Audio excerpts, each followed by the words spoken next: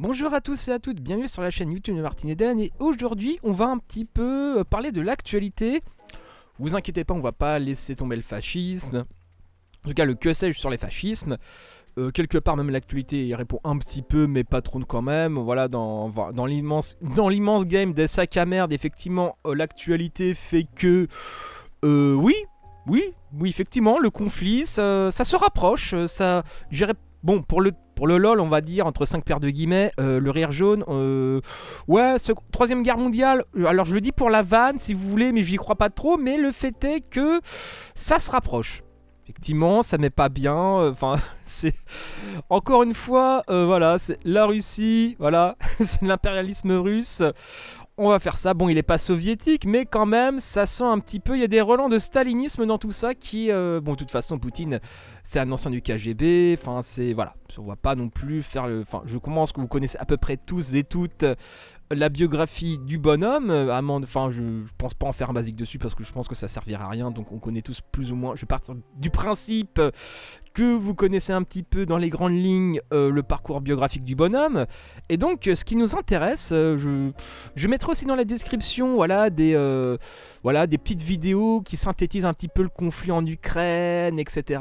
N'hésitez surtout pas à aller dans la description parce qu'il y a des petites vidéos explicatives, parce que ça fait toujours plaisir, parce que ça fait, voilà, c'est, je pense que c'est bien un petit peu d'avoir un petit résumé synthétique de ce genre de choses, alors n'hésitez pas à regarder au cas où. Donc c'est très accessible, etc. Hashtag en dessous le dessous des cartes, les vrais, les vrais quoi. Donc là, qu'est-ce que je voulais dire? Donc voilà, je voulais attaquer le conflit ukrainien, non pas d'un point de vue géopolitique, etc. Bon, c'est extrêmement long, tout dépend du niveau de détail qu'on demande.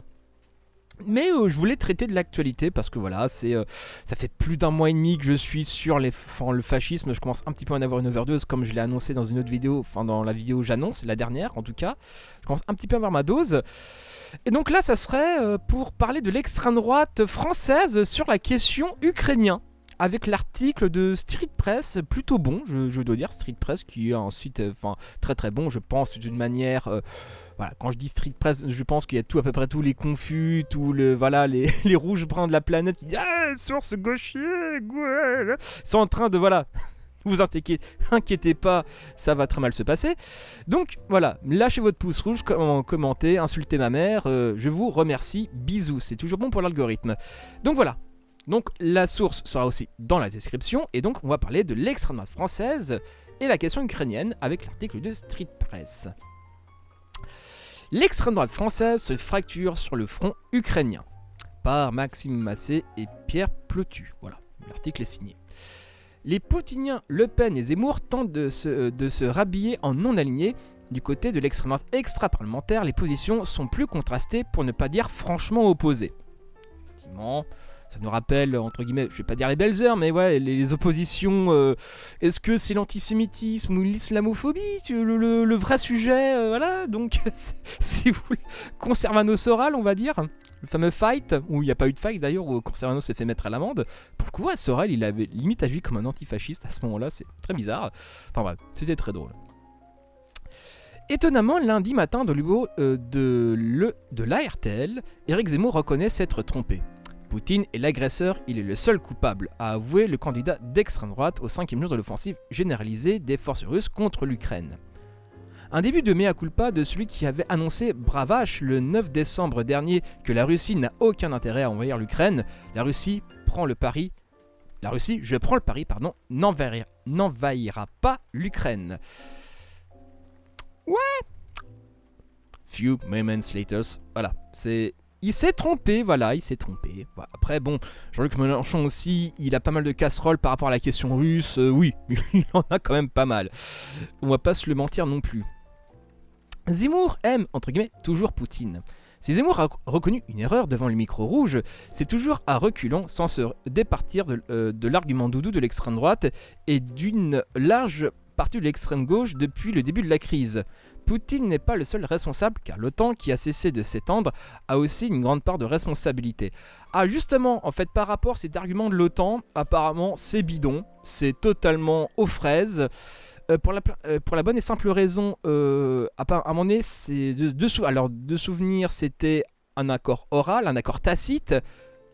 Mais d'où tu te contentes d'un accord tacite en fait. Pendant des décennies, il y avait deux blocs qui se faisaient face avec des armes atomiques, avec une envie d'appuyer sur le bouton rouge. Le truc c'est, le bloc entre guillemets, je vais dire communiste, mais URSS s'effondre. Et là on se contente d'accords tacites. Genre toi, il y a genre des représentants de deux blocs qui voulaient concrètement leur mort, qui voulaient l'un et l'autre se détruire l'autre.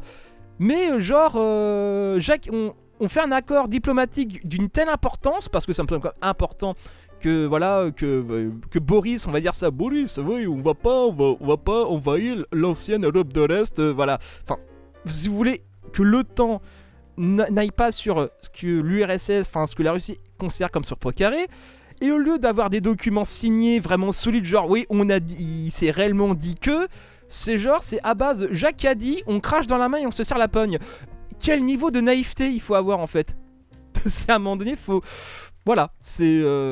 Quand bien même l'accord déjà a été démenti, l'accord tacite a été démenti par les faits, et quand bien même il y aurait eu un accord entre guillemets tacite, c'est mais le niveau de bouffonnerie en fait, c'est ouais, en fait, le mec a dit, Jacques a dit, donc je crois sur parole. Mais c'est de la science-fiction à ce niveau politique.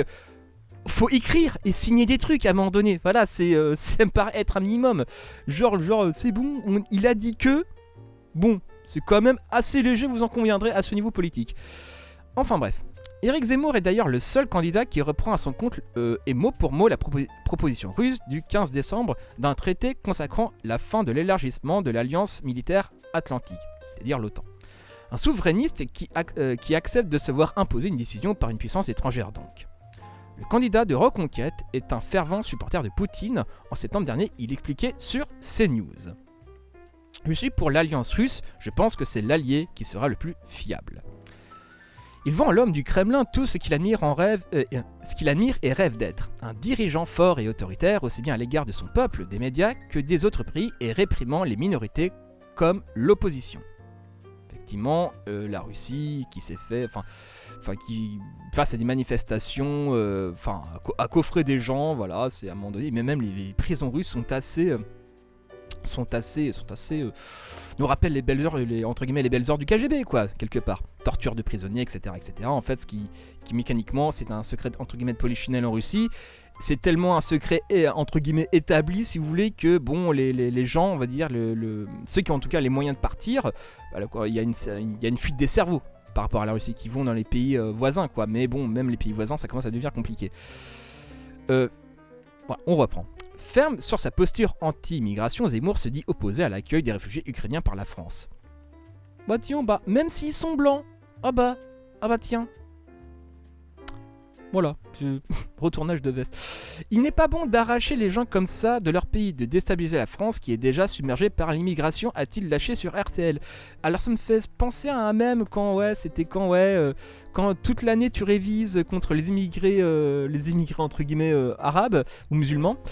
Et d'un seul coup en fait l'interro c'est sur l'immigration d'Europe de l'Est. C'est à un moment donné j'avais ce mème en tête qui est totalement ça en fait. Voilà, comme quoi c'est pas une question... Enfin, pour le coup, le racisme qui s'exprime est par rapport personne n'est dupe en fait de la réelle question, je pense. En tout cas, les gens qui arrivent à connecter quelques neurones. Mais il a quand même le cœur déchiré de voir ces pauvres Ukrainiens se faire massacrer par l'armée russe.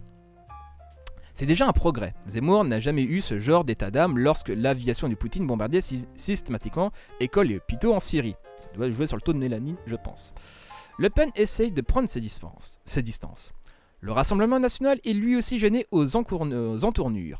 Le parti assume depuis des années une ligne pro-Poutine. En 2014, Marine Le Pen s'était même tournée vers une banque russe pour financer ses campagnes électorales. Fin janvier, Marine Le Pen estimait encore que son point de vue sur l'Ukraine coïncidait avec celui de la Russie. Elle avait alors refusé de signer une déclaration commune avec ses partenaires d'extrême droite européenne, la jugeant trop sévère avec Poutine. Le RN est, comme Reconquête, longtemps resté persuadé qu'une guerre contre l'Ukraine déclenchée par la Russie révélait du fantasme.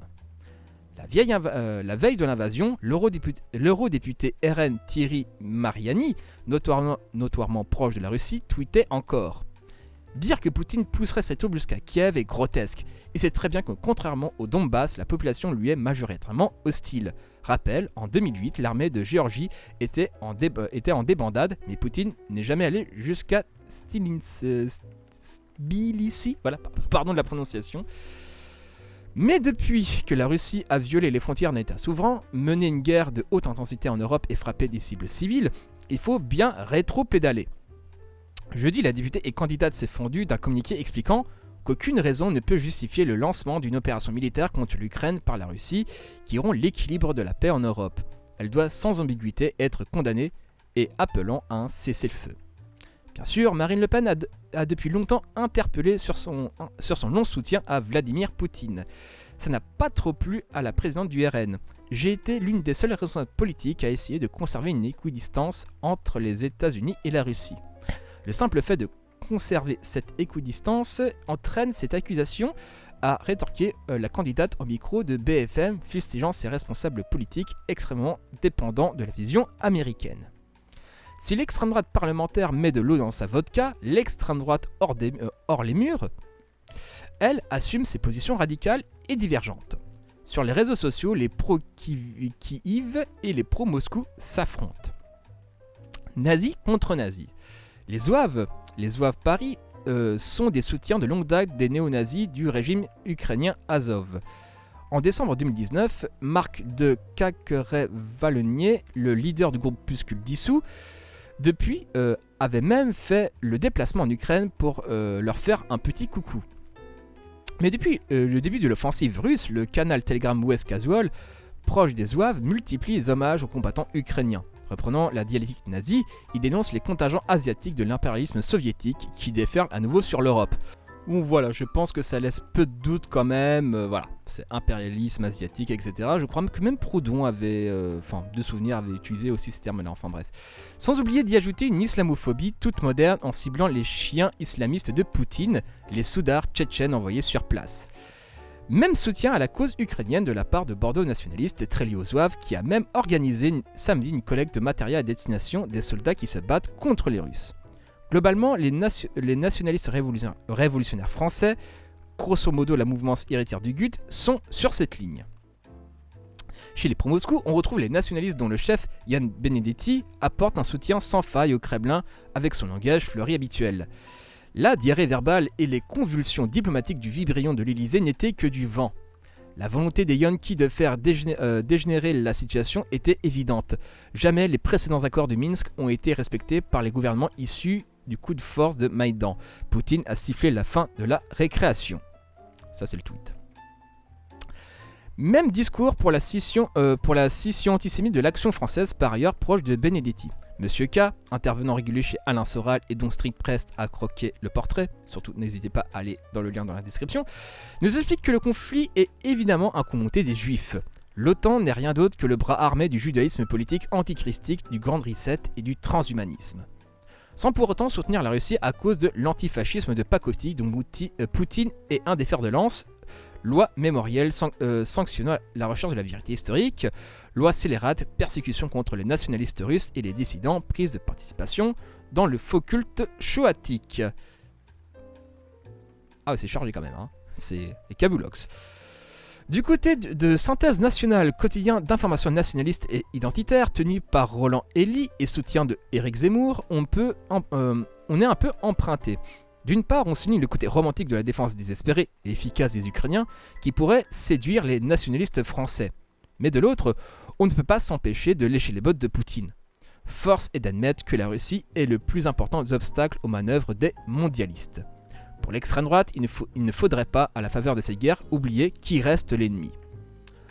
Voilà, fin de l'article, et je trouve plutôt bon, et ça démontre, voilà. Bon, c'est une occasion de se moquer de ces idiots. Puis voilà, c'est... Voilà. N'hésitez pas à commenter, n'hésitez pas à partager, voilà. Et puis on salue Street Press pour leur travail plutôt intéressant. Donc, dire que Poutine est un antifasciste... Alors qu'il a envoyé une section de mercenaires FAF, la section Wagner, si je dis pas de bêtises, pour éliminer le président ukrainien. Tout en disant qu'il a envahi l'Ukraine parce que ça représentait un danger fasciste. À un moment donné, tout ceci ne fait pas grand sens quand même. C'est un bordel assez pathétique en fait, où Poutine il veut juste réinstaurer l'URSS avec son précaré, avec sa zone d'influence, etc., etc. De toute façon, Poutine considère que la chute du mur de Berlin et de l'URSS était la tragédie géopolitique du XXe siècle. Bon, je pense que tout est dit en fait par rapport à ça. Donc voilà, c'était l'extra note par rapport à Poutine. C'était Martin Eden en direct du Goulag. Bisous à vous.